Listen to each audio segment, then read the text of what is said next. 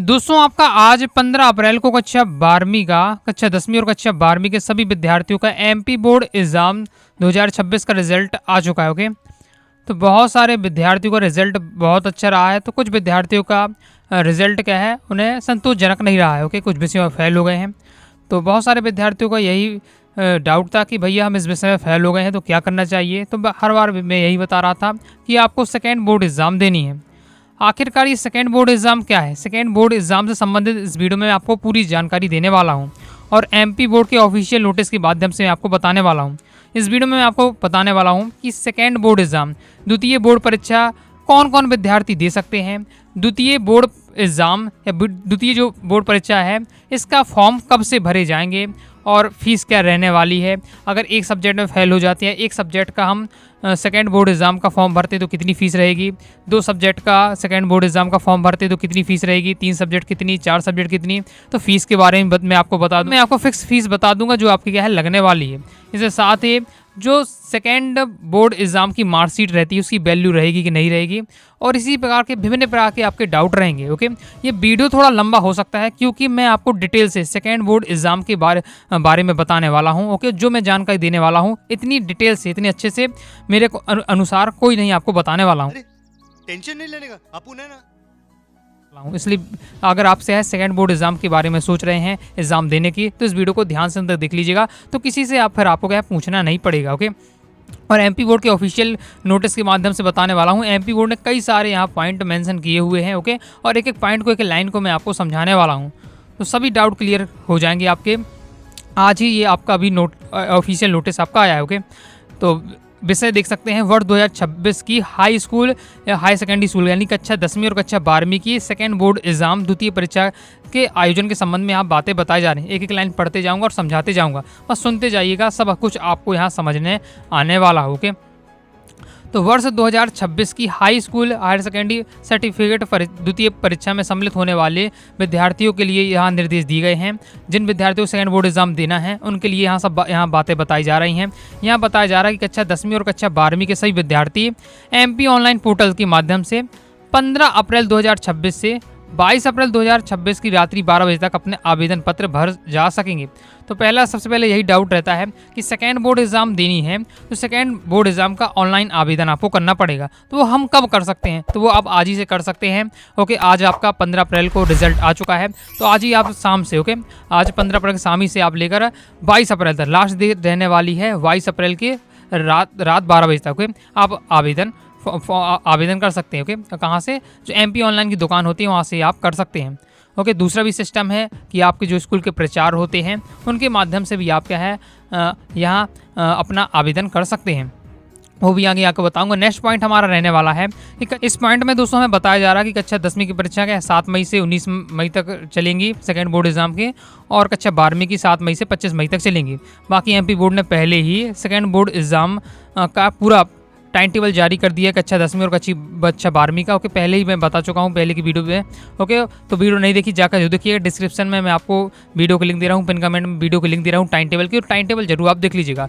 बाकी पूरे time table से आपको ज़्यादा मतलब नहीं रखना है, जिस सब्जेक्ट का आपको सेकेंड बोर्ड एग्जाम देना है उसका टाइम टेबल आपको पता होना चाहिए। कि केमिस्ट्री का मान लीजिए आपने सेकेंड बोर्ड एग्जाम देना है तो केमिस्ट्री का पेपर किस तारीख को होने वाला है वो आपको अपनी कॉपी में लिख कर रख लेना है। तो अंग्रेजी का पेपर देना है, ओके, या हिस्ट्री का, इकोनॉमिक्स, जिस सब्जेक्ट का आपको पेपर देना है उस सब्जेक्ट का आपको लिख लेना है, इस दिन पेपर होने वाला है। ओके, बस ये आपको क्या है ध्यान रखना है। ओके, बाकी पूरा टाइम टेबल आपको याद रखने की आवश्यकता नहीं है।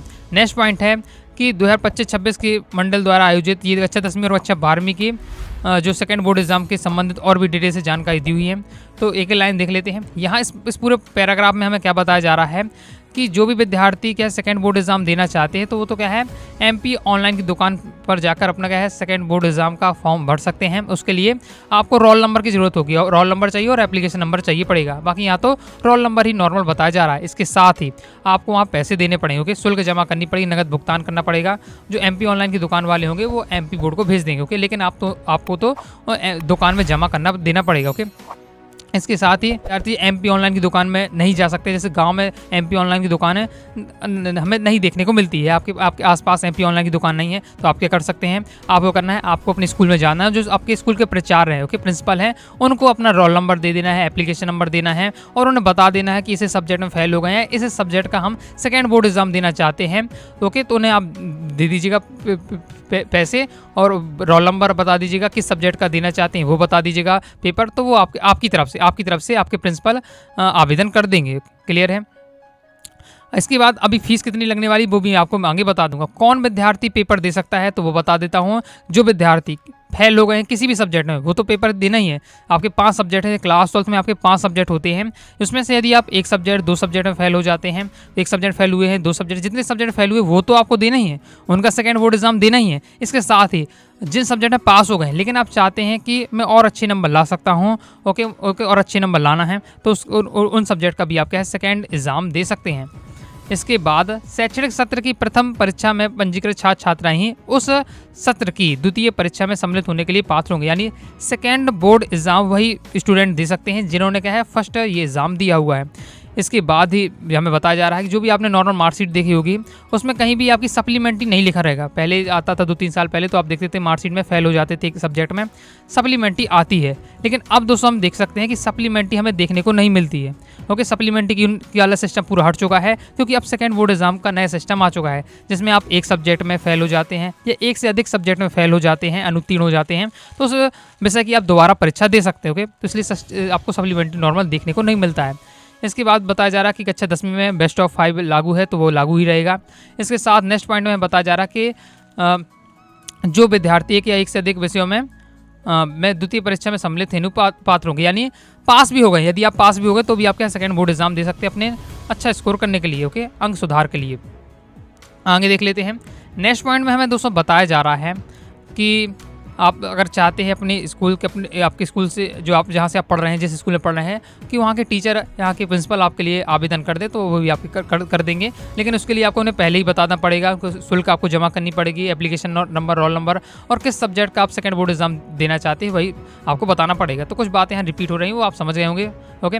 इसके आगे नेक्स्ट पॉइंट में देख लेते हैं। ऐसे छात्रों के लिए जो मंडल की प्रथम परीक्षा के परीक्षा परिणाम में एक या एक से अधिक विषयों में अनुत्तीर्ण हो रहे हैं या अनुपस्थित हैं, यानी अगर आप अब्सेंट पेपर देने नहीं गए हैं या पूरी तरीके से फेल हो गए हैं एक विषय में या एक या से ज़्यादा विषय में, तो वो विद्यार्थी सेकेंड बोर्ड एग्जाम दे सकते हैं। इसके साथ ही ऐसे विद्यार्थी जो क्या है अंक सुधार करना चाहते हैं, ओके, फेल नहीं हुए लेकिन उन्हें लगता है कि और अच्छे नंबर ला सकता हूँ, तो वो भी सेकेंड बोर्ड एग्जाम दे सकते हैं। लेकिन जो विद्यार्थी फेल हो गए हैं या पेपर देने नहीं गए हैं उन्हें तो सेकेंड बोर्ड एग्जाम देना ही है, ओके। जो विद्यार्थी के सभी विषय में पास हो गए हैं, तो उनकी इच्छा है भाई देना है तो दे दिया, नहीं देना नहीं दिया, चल जाएगा। लेकिन जो विद्यार्थी फेल हो गए हैं पूरी तरीके से या पेपर ही देने नहीं गए हैं तो उन्हें तो आवेदन करना ही है और उन्हें तो सेकेंड बोर्ड एग्जाम देना ही है, वो बात यहाँ बताई जा रही है। साथ ही यहाँ आपका मेंशन किया जा रहा है कि अगर आप सेकेंड बोर्ड एग्जाम देते हैं तो आपके जो प्रैक्टिकल और प्रोजेक्ट के नंबर होंगे, तो जो आपको प्रथम परीक्षा, जो मुख्य परीक्षा प्रथम परीक्षा में जो आपको प्रैक्टिकल प्रोजेक्ट के नंबर मिले हैं वही आपको क्या है द्वितीय परीक्षा की जो मार्कशीट आएगी उसमें आपको as it is carry over कर दिए जाएंगे। कैरी ओवर का मतलब है ज्यों का त्यों आपका रख दिया जाएगा।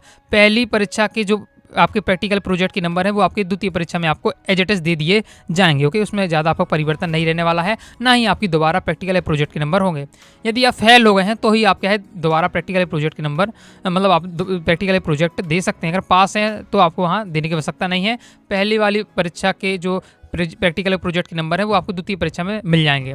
इसके साथ ही यहाँ बताया जा रहा है द्वितीय परीक्षा में जो विद्यार्थी सम्मिलित हो रहे हैं शुल्क के साथ उन्हें क्या है आवेदन पत्र भरना अनिवार्य होगा, यानी आपको क्या है आवेदन पत्र भरना पड़ेगा, पैसे जमा करने पड़ेंगे तभी यहाँ मान्य होंगे। इसके साथ ही यहाँ बताया जा रहा है कि किंतु द्वितीय परीक्षा के दौरान छात्र द्वारा प्रथम परीक्षा में लिए गए विषय में परिवर्तन मान्य नहीं होगा, यानी आप सब्जेक्ट चेंज नहीं कर सकते।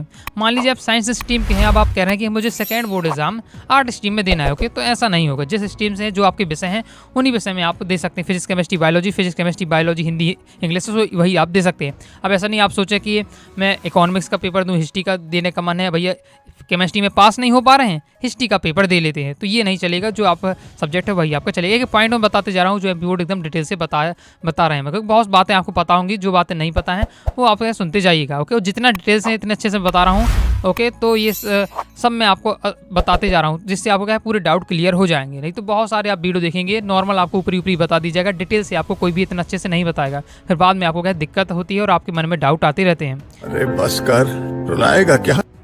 इसके बाद हमें नेक्स्ट पॉइंट बताया जा रहा है, ऐसे छात्र जो मंडल की द्वितीय परीक्षा में बैठे हों, अंकों की पूर्णा करने के लिए मंडल की प्रावधान के अनुसार आवेदन कर सकते हैं। यानी अभी आपका रिजल्ट आया है मुख्य परीक्षा का, तो इसमें आप क्या है रीटोटलिंग का आवेदन कर सकते हैं। अब रीटोटलिंग के आवेदन के बारे में नेक्स्ट वीडियो में आपको जानकारी देने वाला हूँ। आपको कृपांक नीति भी मान्य होगी, यानी ग्रेस मार्क का जो सिस्टम होता है, ग्रेस मार्क सिस्टम होता है, तो जो मुख्य परीक्षा में जो लागू रहता है, तो उसी प्रकार से द्वितीय परीक्षा में भी ग्रेस मार्क आपको दिया जाएगा। ये आपका बताया जा रहा है। इसके बाद बताया जा रहा है कि पहले जो आपका रिजल्ट आया है, तो अभी जो प्रमिड सूची आई वो अस्थायी रूप से है, ओके, यानी अस्थायी रूप से है, अभी बिल्कुल स्थायी नहीं है प्रमिड सूची। ओके, अभी रीटोटलिंग होगा, रीटोटलिंग का रिजल्ट आएगा, उसके बाद हो सकता है कि मान लीजिए रीटोटलिंग में 1-2 नंबर जो इसका सेकंड रैंक लगी है और उसके 1-2 नंबर बढ़ जाते तो फर्स्ट रैंक भी हो सकता है। ओके, तो स्थायी सूची उसके बाद जारी की जाएगी। और यहाँ बताया जा रहा है कि जो मेरिट लिस्ट होती है, merit list second board exam की रिजल्ट आने के बाद, सेकेंड बोर्ड एग्जाम का जो रिजल्ट आएगा, द्वितीय परीक्षा का जो परिणाम आएगा, उसकी कोई भी मेरिट लिस्ट तैयार नहीं की जाएगी, उसकी इतनी कुछ मतलब नहीं रहने वाला है। ओके, तो आप सोचे कि भाई सेकेंड बोर्ड एग्जाम आएगा, उसमें मैं टॉपर बन जाऊंगा, तो वो मेरिट लिस्ट आपकी कुछ नहीं यहाँ बनने वाली है।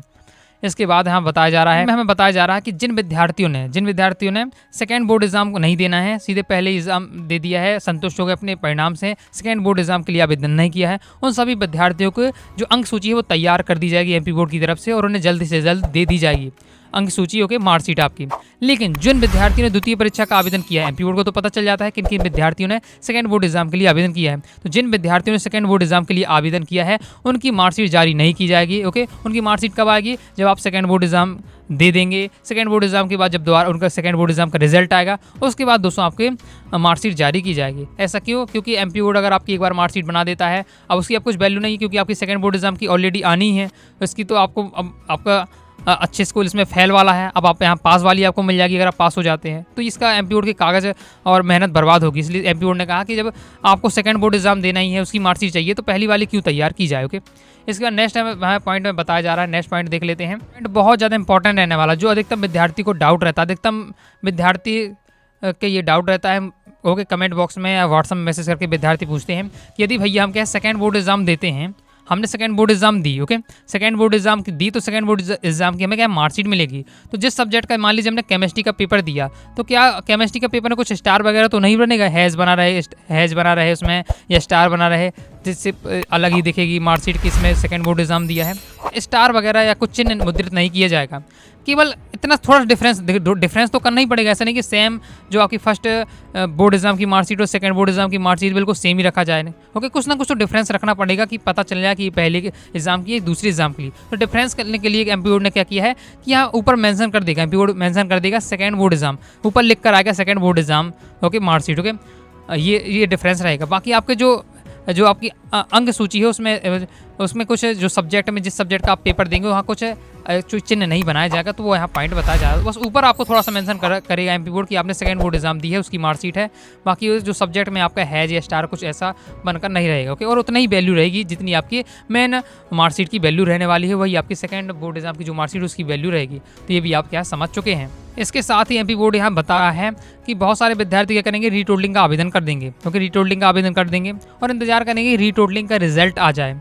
ओके, लेकिन ऐसा कई बार हो जाता है रीटोटलिंग का रिजल्ट बहुत ज़्यादा लेट आए और द्वितीय परीक्षा का जो आवेदन करने का जो समय है वो क्या खत्म हो जाए। ओके, तो एमपी बोर्ड कह रहा है कि रीटोटलिंग का तो कर दिया है, रीटोटलिंग के लिए 2-4 दिन इंतजार करो, और लग रहा है कि अब रीटोटलिंग का रिजल्ट नहीं आ रहा है और ये द्वितीय परीक्षा के आवेदन की जो तिथि है वो निकल रही है, तो द्वितीय परीक्षा का आवेदन कर दो। अगर नहीं करते हैं तो फिर दोबारा करने का मौका नहीं मिलेगा। ओके, और फिर आप द्वितीय परीक्षा देने से चूक जाएंगे।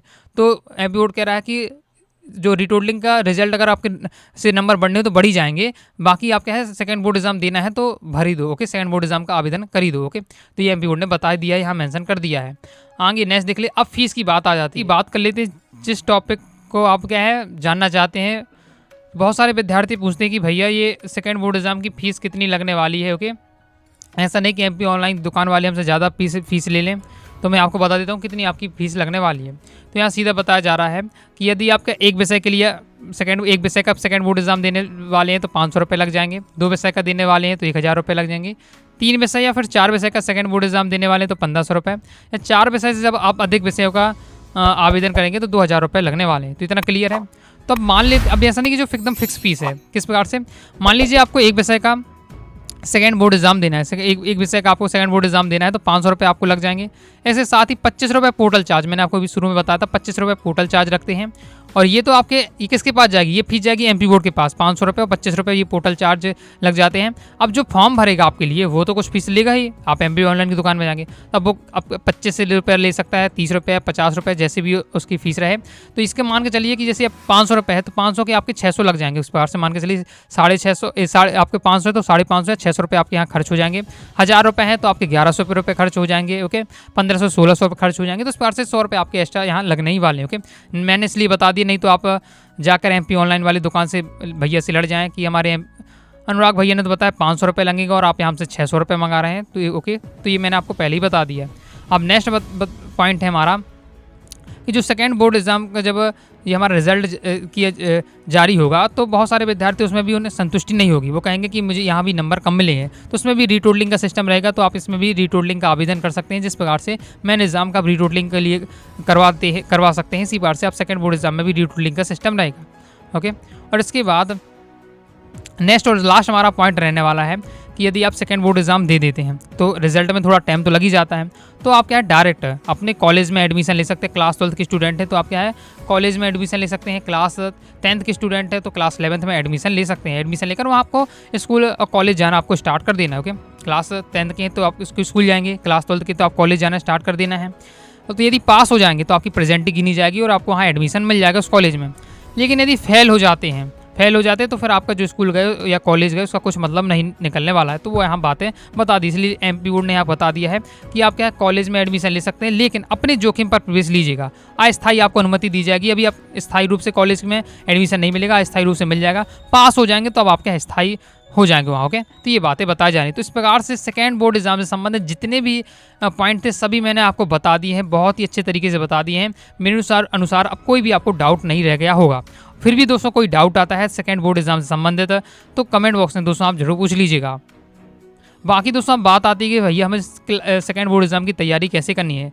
ओके, किसी भी सब्जेक्ट की आपको तैयारी करनी है तो देखिए मैं क्लास 11th और 12th की तैयारी कराता हूँ, जिसमें क्लास 12th की मैं अभी आपको तैयारी करा सकता हूँ सेकेंड बोर्ड एग्जाम। क्योंकि क्लास 10th तो मैं पढ़ाता नहीं हूँ। क्लास 12th वाले सभी विद्यार्थियों को मैं यही कहूँगा, यदि आप तैयारी करना चाहते हैं फिजिक्स, केमिस्ट्री, बायोलॉजी, जिस भी सब्जेक्ट का है, history, economics, second board exam आपको देनी है। उसके इंपॉर्टेंट क्वेश्चन चाहते हैं, प्रीवियस ईयर पेपर सॉल्यूशन के साथ चाहते हैं, मटेरियल प्राप्त करना चाहते हैं तो 90 39 53 44 79 इस दिए गए व्हाट्सएप नंबर पर आप क्या है व्हाट्सएप से आप मुझसे कांटेक्ट कर सकते हैं। तो मैं आपको गाइडेंस दे दूंगा और वहाँ से दोस्तों आप क्या है कोर्स जरूर ज्वाइन कर लीजिएगा। कोर्स आपको सेकंड बोर्ड एग्जाम का ज्वाइन कर लेना है, तो जिसमें आपको कंप्लीट मटेरियल मिलेगा, तो प्रॉपर आप तैयारी कर सकते हैं। तो 90 39 53 44 79 इस दिए व्हाट्सएप नंबर पर आपको मैसेज करना है। ओके, तो बाकी आई होप दोस्तों आपको जानकारी पसंद आई, वीडियो पसंद आएगी। कोई दोस्तों डाउट आता है तो कमेंट से आप जरूर पूछ लीजिएगा। और मिलते हैं नेक्स्ट वीडियो में, तब तक के लिए बाय बाय।